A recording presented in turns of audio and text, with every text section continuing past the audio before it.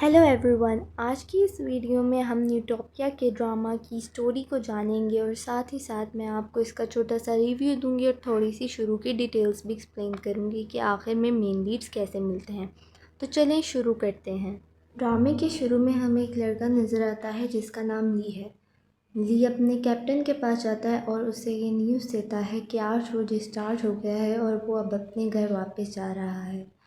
जब वो अपने घर वापस जा रहा होता है अपना सामान बांध कर, तो रास्ते में उसे पुल पर एक खूबसूरत लड़की नज़र आती है जिसका नाम योंगजू होता है, जो कि उसकी गर्लफ्रेंड होती है। इतने सब के दौरान का सीनियर आके उसको जगाता है और कहता है कि तुम अपने दूसरे साथी को जगाओ और ड्यूटी पे चलो। ये सारा उसका सपना होता है। इसके बाद वो अपने दूसरे साथी के पास जाता है और वो भी सो रहा होता है, तो उसको वो नींद से जगाता है। उसको नींद से जगाने के बाद वो दोनों जो है अपनी ड्यूटी के लिए निकल पड़ते हैं।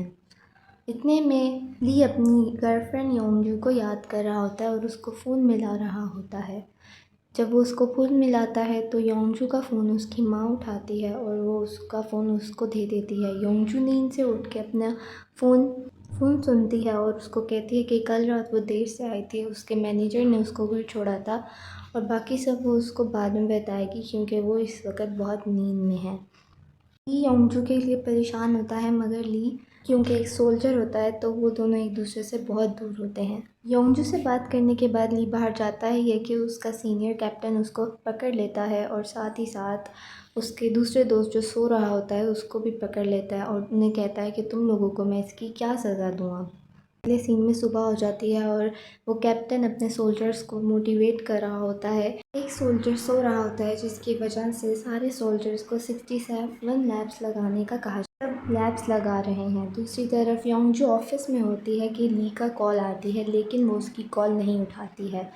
सीन शिफ्ट होता है दूसरी तरफ, जहाँ सोल्जर्स अपने रूम में आराम कर रहे होते हैं कि एक सोल्जर आकर पूछता है कि किसी को यहाँ खाना बनाना आता है, तो ये हाँ कर देता है और वो उसको अपने साथ ले जाता है। जब वो सीढ़ियों से नीचे उतर के जा रहे होते हैं, रास्ते में यहाँ पर ली विंडो से बाहर दूसरी बिल्डिंग में देखता है जहाँ के लोग एक दूसरे को मार रहे होते हैं, जो कि एक हॉस्पिटल की तरह नज़र आ रहा होता है। किचन में पहुँचने के बाद ली वहाँ के शेफ़ से उसका फ़ोन मांगता है ताकि वो योंगजू से कांटेक्ट कर सके। योंगजू को कॉल मिलाता है।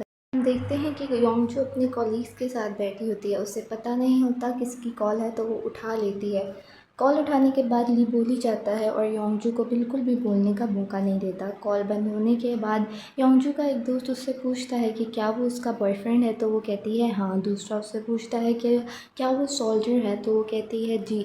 किस रैंकिंग पे है, वो कहता है कि वो प्राइवेट है। तो दूसरे कहने लग जाते हैं कि वो तो फिर तुमसे एज में बड़ा होगा, तुम क्या उसका इंतज़ार करोगी। तो उसकी एक कॉलीग बोलती है हाँ, वो उसका इंतज़ार करेगी क्योंकि वो उससे प्यार करती है। ये सब सुनने के बाद योंगजू बहुत परेशान सी हो जाती है और वो हंस के सबको जवाब देने के बाद वहाँ से उठ के चली जाती है। योंगजू ली को कॉल करती है, जहाँ ली उसे बताता है कि वो अपने प्राइवेट यूनिट में वापस चला गया है।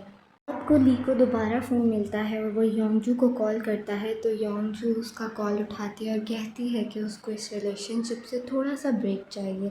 ये सुनकर ली परेशान हो जाता है और उससे कहने लगता है कि ऐसी क्या बात है कि वो इस तरह का सोच रही है। योंगजू बस अपने इमोशंस में घिरी हुई होती है और वो उसको कहती है कि बस उसे थोड़े अरसे के लिए ये सब रिलेशनशिप से थोड़ा सा ब्रेक चाहिए क्योंकि वो बहुत थक चुकी है।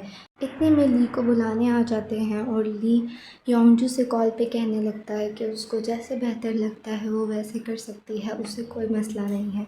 कॉल बंद होने के बाद योंगजू बहुत परेशान हो जाती है। अगले सीन में योंगजू ली की पिक्चर्स देखकर उसको याद कर रही होती है कि उसके मैनेजर की कॉल आने लगती है और वो उसको एक डिनर के लिए होटल में ले जाते हैं।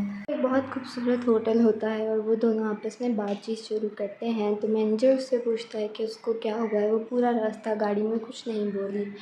यहाँ पर ली योंगजू को कॉल करता है ताकि वो उससे बात कर सके, लेकिन योंगजू उसका कॉल नहीं उठाती है। उसका मैनेजर कहता है कि उसे कॉल उठा लेनी चाहिए, लेकिन वो ये कहती है कि वो उसके बॉयफ्रेंड की कॉल है और वो घर जाकर उठा लेगी।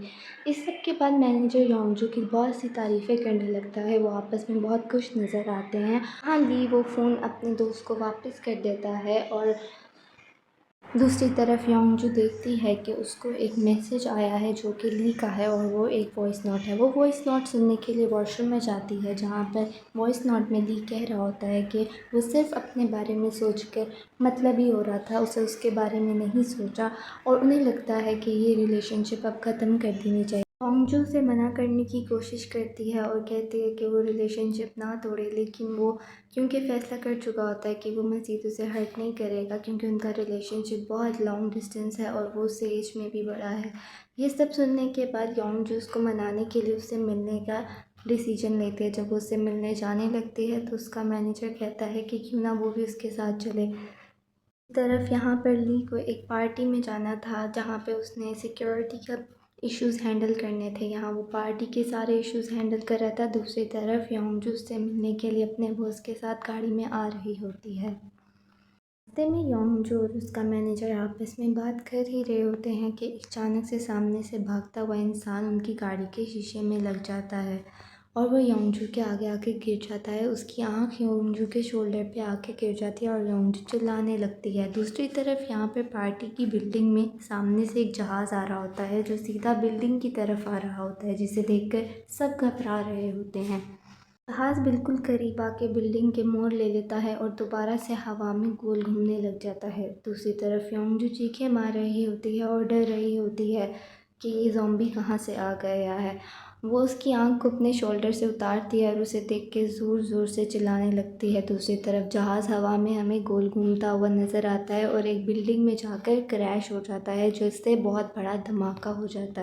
धमाका देखने के बाद बिल्डिंग के लोग घबरा जाते हैं और चीखने चिल्लाने लगते हैं। दूसरी तरफ ली और उसके दोस्त निकल पड़ते हैं रेस्क्यू के लिए। जो अपने मैनेजर से पूछती है कि ये उसने क्या किया और ये बंदा अभी तक ज़िंदा है, इन लोगों को उसको हॉस्पिटल लेकर जाना चाहिए कि नहीं, लेकिन उसका मैनेजर एकदम परेशान हो जाता है और कुछ जवाब नहीं देता है।